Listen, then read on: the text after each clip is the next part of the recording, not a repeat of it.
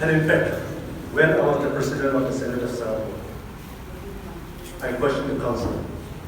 Why is it only UTC as an autonomous college? Nobody could answer. And I don't know how it happened, but it shows that the uniqueness of UTC. And I pay my respect to the principal, Reverend Dr. Basundar Rao, a friend with whom we have associated very closely in the Senate, and also my faculty. Because of it, the college continues to maintain its own standard. And I want to congratulate all the faculty, and perhaps not forget the students. If you are a student of UTC, you are somebody. You are not just an ordinary person.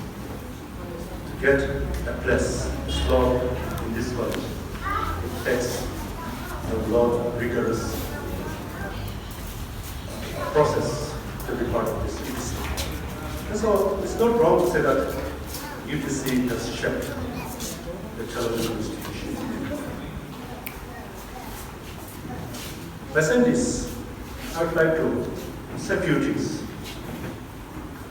to the people, Senate people. Taken from Proverbs chapter 9, verse 9. Teach the wise, and you will be more wiser. I know that it's easy to teach what is right, but it's always hard to do what is right. It's easy to teach what is right, but it's hard to do what is right. Today, the theme of this Republic Day, beautifully chosen, responsible freedom. And the word responsible freedom says it's enough. I don't need to elaborate on it.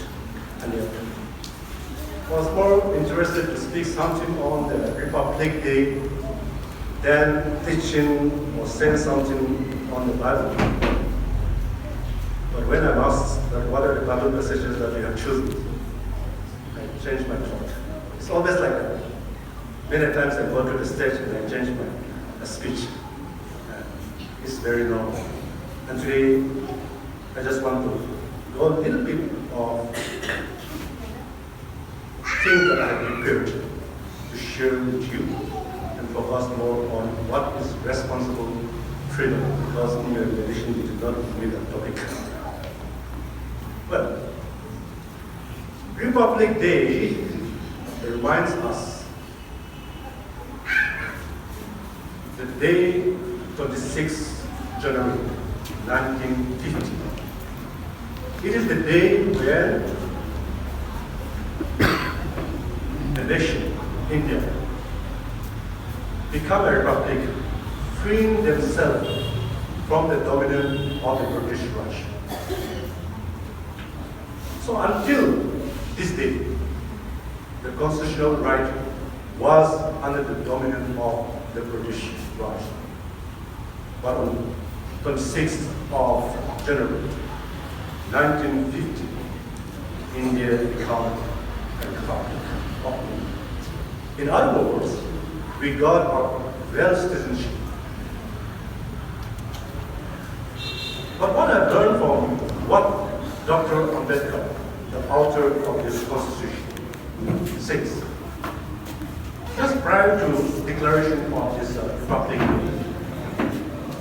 30th of November, he said, on 26th of January 1950, we are going to enter into a constitution that has contradiction. He said, on the 6th of January 1950, we are going to enter into a constitution that has a contradiction. And he says, having adopted this constitution, we will have equality in politics.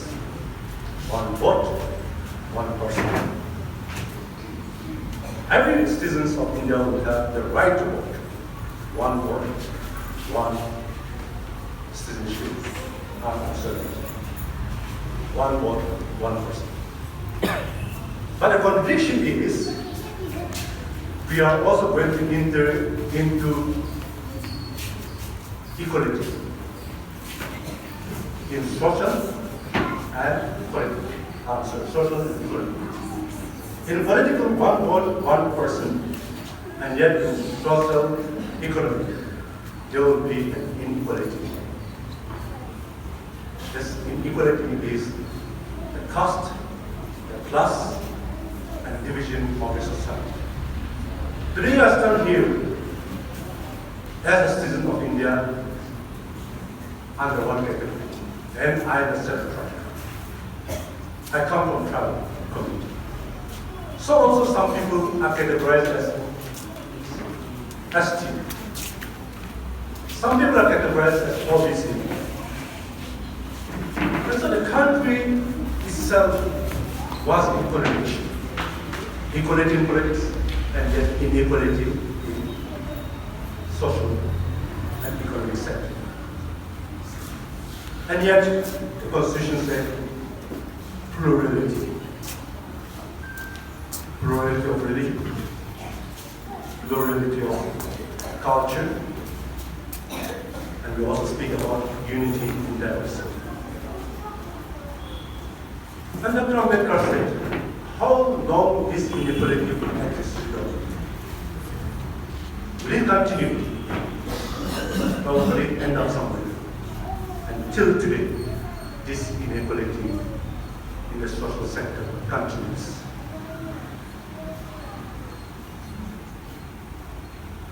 And yet, I'm proud to say that I'm a citizen of Nepal. For whatever reason, in whatever form, I cannot just deny my right to be part of India. Now, by saying this, every citizen of India has a responsibility in whatever form. I have a responsibility to govern. You have the responsibility to govern. And speaking to the intellectuals, I want to put it this way. The law of the land becomes a constitution. Nobody, including the President of India, the Prime Minister of India, from the lowest,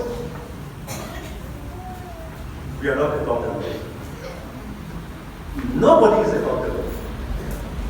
In other words, the Constitution empowers the law, and the law governs the nation. And this law gives power to each and every individual. The law also gives power to President. The law also gives power to Prime Minister. The law also gives powers to the citizens of every category. As and when a person, including the President of India, if they misuse the power, and if accountability is not maintained, and if they accumulate the power, the law has to take action. Are you getting it? Nobody is above the law. It's the law that distributes powers and demand accountability. When a person manipulates or misuses the power, the law has to come and charge and take action. That's why some of the countries, the laws, even the president is put behind the bar. It will mean the prime minister is removed because of this law. Nobody is above it. So the law gives power and also demand accountability. And when this law power is misused, the law comes back and take action. And that's how the Constitution is made. The law is made. But when a person misuses the power and abuses the law, what happens? We call that as a lawless nation. And lawlessness is a sin. Lawlessness is a state of anarchy, a state where chaos takes place. Nothing is in order. Disorder. And to cite some examples, what happened to Sri Lanka? Lawlessness is also an overlordism, where the mob takes over the law. And so the crowd took over the law and removed the president. That's what, in a lawlessness society, the mob takes action.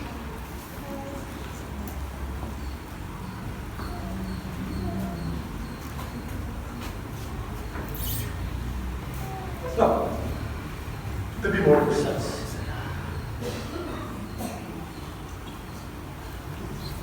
the law gives power to each citizen, including me. I have one responsibility. I cannot go beyond the power that is given to me. In the institution, everybody is categorized at a certain level. The principal has its own limited power that is given to him. A faculty, a certain power is allotted to them. To a student, a certain power is allotted to them. When they go beyond the power that they have exercised, that is the breaching of power. The breaching of power, misuse of power, abuse of power. And the Bible clearly says that a student is not above the teacher, nor a servant above his or her master. Everybody is given the power in their own responsibility to achieve. So when a student tries to act like a faculty, we are breaching the power, we are breaching the responsibility. When a faculty tries to act like a principal, we are misusing the power, we are breaching the revenue. And that's where the rules come back to take action.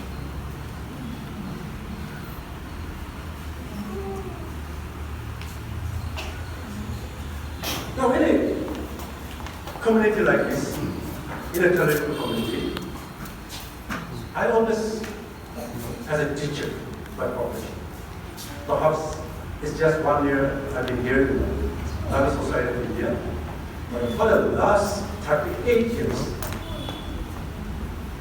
I was very much part of a theological community. 12 years in theological college, 26 years giving administration in theological college.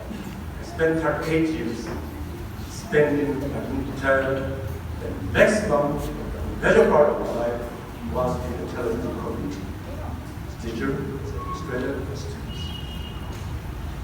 And what I've learned from this is two things that we need to inculcate to our community and to our students. Number one is value learning. In value learning, we need to instill an abiding social responsibility in the minds of the students. We need to instill that social responsibility, or for that matter, the civic concern in the minds of the students. They should be responsible. They should know what is law, what is right and what is wrong. And this is our duty to instill that in the minds of our students.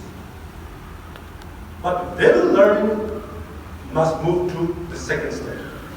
That is the engaged learning, motivating people to have a concern for common goods.